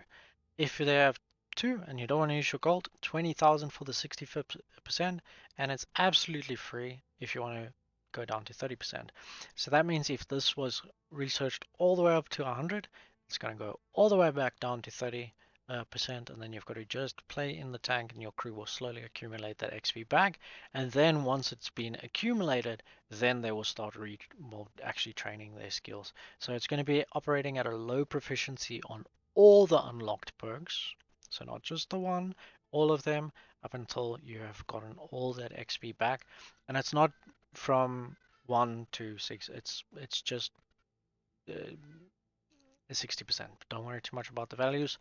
It's okay. Do the 20,000 credits. Don't spend gold on crew retraining. It is not worth it. Okay, so for now it's free. I'm gonna do it. As long as it is free, click retrain on each of your members, and then your crew will be retrained for the new tank. You can always swap them back, retrain for free, swap, swap, swap, swap, swap. But the moment they reach that 100 on their first crew skill, it is overs cadovers. Bye. There, you have to now use gold or credits. Okay, so going back, our crew has what they need to do. Then we're going to do equipment, tier 4, just for the case of this game and whatnot. I'm going to do some equipment. Now it says this is a BT light, so I don't think I'll be playing this tank as a light tank in tier 4. It's a little bit of an odd one, but let's do Vans Turbo. Yeah, Vans Turbo, and let's do gun laying. I don't know if this is going to really help the tank. These are just my general things that I would go for because I don't see gun rammer or what else am I looking for? Improved aiming. So these are the general ones that I would go for. So apply. I'm not too worried about the credit loss right now. This is all for education purposes. I'm not going to be reimbursed, but it's okay. It's for you guys, it's not for me. Okay, ammo. I'm going to not take 150. Ooh, nice number. 69. And then we'll put about 12 of the APCR, and we'll keep 8 of the high explosive. Nice. Consumables going through nice and quickly. This time we're able to actually have a fire extinguisher. If you remember on the tier 3 we only had 2 slots. So now that we're in tier 4 we finally have 4 slots. We're able to control all of those items. So I'm going to put first aid on slot 1, this on slot 2, and then fire extinguisher on slot 3. So hopefully those fires won't murder us again. Apply. Okay, so our tank is set up. No. As a light, exterior is one of the most important things to take care of just before you jump into battle. So let's put it on a skin. Apply. So, yes, our tank's set up finally. No. I'm just kidding. At this point, yes, you can immediately jump into battle. But what I like to do, and this is usually if I have free experience to spend, and I will go to the tank, go to research, see what can be researched with the XP that I have now, especially on a free XP side, just to slightly improve the tank. I don't really have to jump from the gun that I have now into the gun that makes the tank better, but it is good to look at. So our standard gun, 50 average damage on the standard round. The first slot is your standard round. The second is your gold round or your 2 key. The third slot is your high explosive round. So whatever ammo types you are running, it'll go left to right on that. For the penetration values, same thing. Standard round, 2 key, and your high explosive or whatever you would have on the third position. Okay, so there we have 50, 50, 70, 75, 112, and 23. On the increased gun, we get increased pen on both first ammo type and second ammo type. Increased gun loading, which is very good. Rate of fire goes up. Average damage per minute goes down because of the higher damage values. Dispersion goes down, and aiming time becomes slightly better. So what is the aiming time? 1.7, 0.42. On the dispersion, 0.35. It is very recommended to go for a gun that has better dispersion, because that means that you'll be hitting your target more often than not. We have increased hull over here. I think I would do this, but you know what? I'm not going to use my free XP on a tier 4 tank. I'm going to just rather play the game and get through it. Okay, now we said we're not going to worry too much about those things. Now, I'm going to see if in this tier 4 game, if it's possible for me to see those armor pictures in the tier 4 game. If I don't, then I'll go to the higher tier Sometimes plans change when you are busy doing these things, so that's just the way that I'm going to keep it for now. Okay, we got Angst. I'm pushing forwards down the Angst slide. I'm going to go on the right side. I'm not too sure if this is going to work. I'm going to press Y. BT over here, let's see. Just going to shoot lower down over here just to see if I can get a few pins in. Turning your tank allows your turret to turn a little bit faster as well, so it's a good thing to take note of. Okay, so we weren't exactly able to look at some penetration over here. Apparently I'm still spotted, so I can't check that side. How do I know? I got shot at before I can see anybody.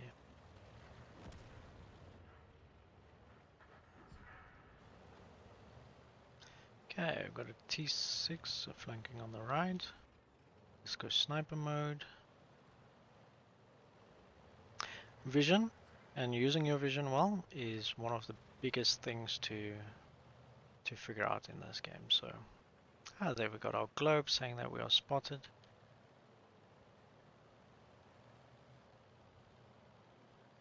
So for about a few more seconds we're going to be spotted, so I'm going to change position here. I'm going to help this guy try and kill the cruiser.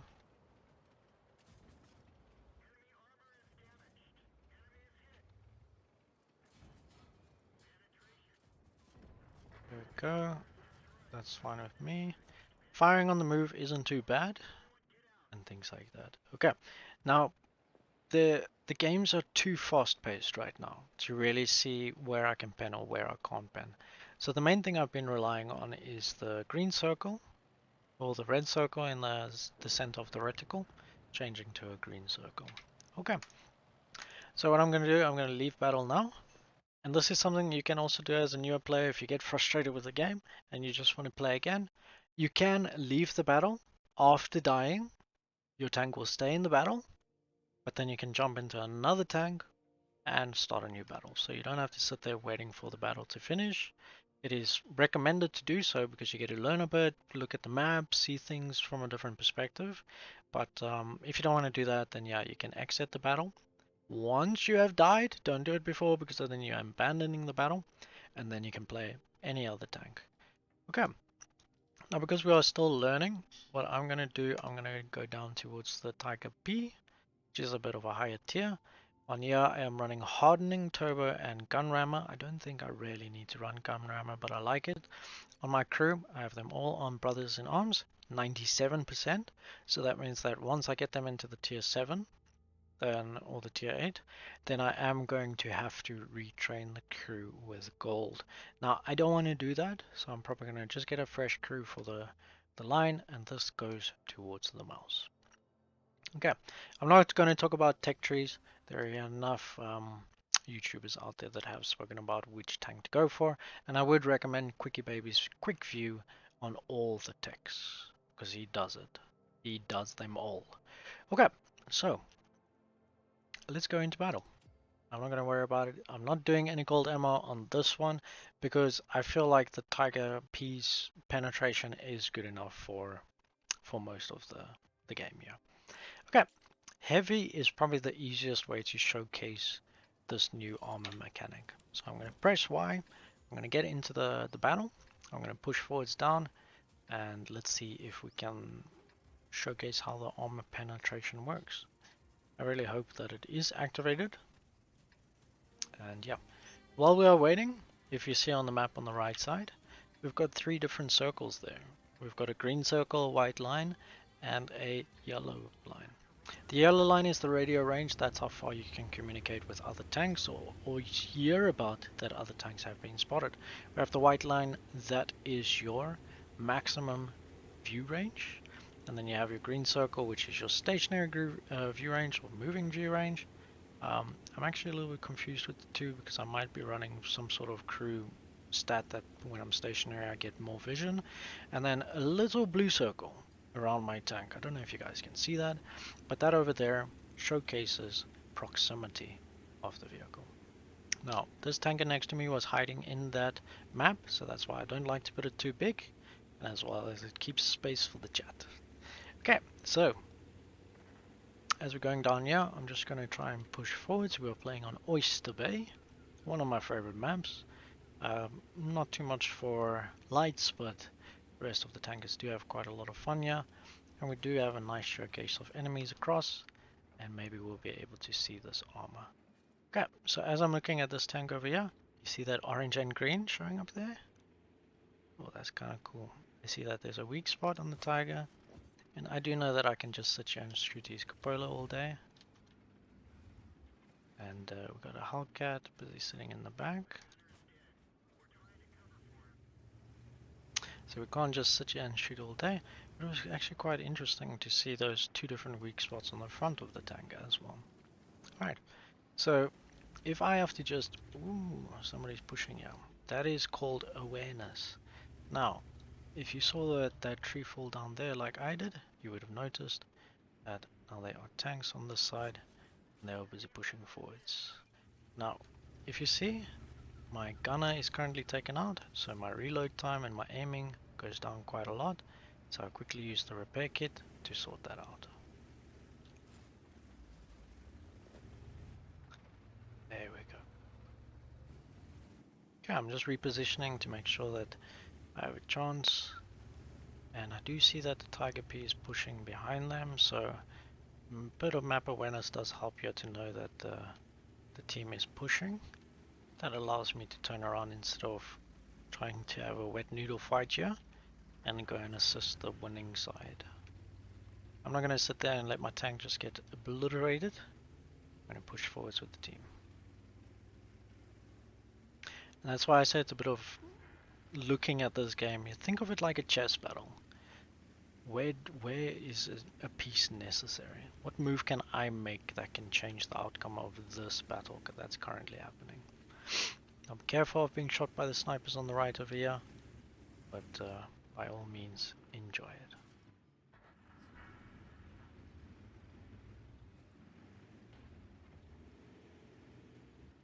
Okay, I'm just trying to go forwards, but not too fast, because most of my teammates can handle the pressure. I got a nice shot there. The moment the circle went green, I've clicked my fire button, and that's the best way to make sure that you get your damage out. Now if you're new to the game, holding your trigger down while the gun's still on reload will fire the weapon. So if you need to quickly fire and you're on reload and you're already lined up, just hold your trigger down, and just like that it will fire immediately as reload is complete.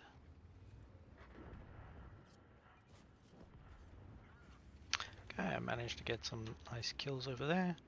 Overshot through here, so I'm going to be patient. Let's track him. Any damage that is done to that tank now, I get assistance for it. And that's a good way to accumulate a little bit of assistance damage.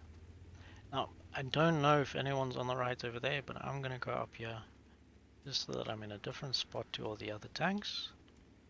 Take a look at the VK. Let's shoot him through the surface. Couldn't do that, but there it is. Alright, last tank alive, if we take a look at the list, is the GW Panther, and that is the artillery. Now, the tanks that will be going for that would be our lights and tank destroyers. I'm a little bit too slow as a heavy to reach that, but you'll see on the bottom of the left we did quite well, 920 damage, 686 assistance damage. Most of that was from the tracking and damage modules, so it's quite cool that we're able to get some additional damage compared to the damage that we do ourselves. Hopefully that gave you enough insight on the penetration and the game.